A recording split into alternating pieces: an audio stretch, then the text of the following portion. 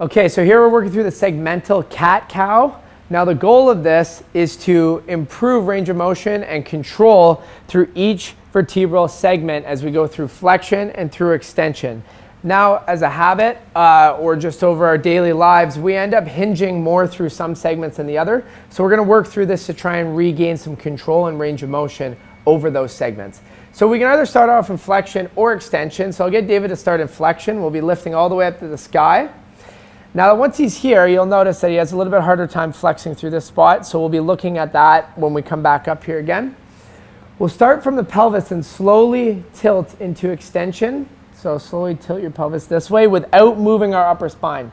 Now, a good cue to make sure our thoracic spine doesn't move as we're doing this is to imagine we're spreading our shoulder blades as we do it. Really good job. Our head's going to stay right in position. You'll notice David's moving one segment at a time into extension. Now let's keep moving through here, and he's just going to follow my finger all the way up. Okay, now once we get to here and it becomes a little bit more challenging to move into extension, David's going to slowly pull his shoulder blades towards his butt and slowly start to move these segments more into extension.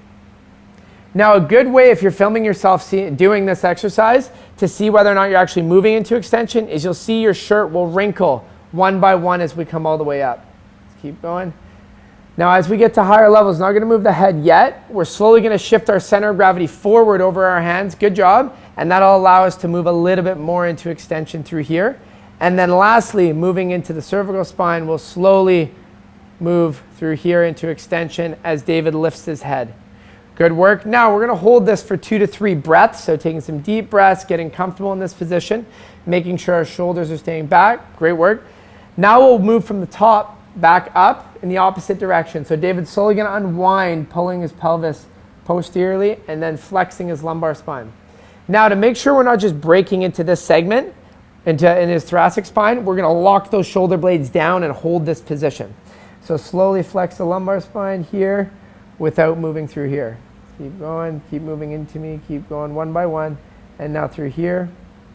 Okay, you'll see David slowly starting to lose this. I want you to pull your shoulder blades towards your butt and hold that position as we go. So he should be able to really round through here without moving here. So let's slowly move up, up, up, up, up. Good work. Now as he gets closer to end range, I'll get him to shift his center of gravity backwards a little bit and now keep pushing in through here. Really good work. And now we'll work all the way up through here and flex even more until we get to the neck where he'll slowly tuck his chin and imagine these segments are all flexing and spreading apart. Once we're in this top position, flexed again, we're just going to breathe into those areas that we have a hard time expanding. And we'll stay here for 2 to 3 breaths, own this position, and we can repeat this 2 to 3 more times to get that work on that range of motion.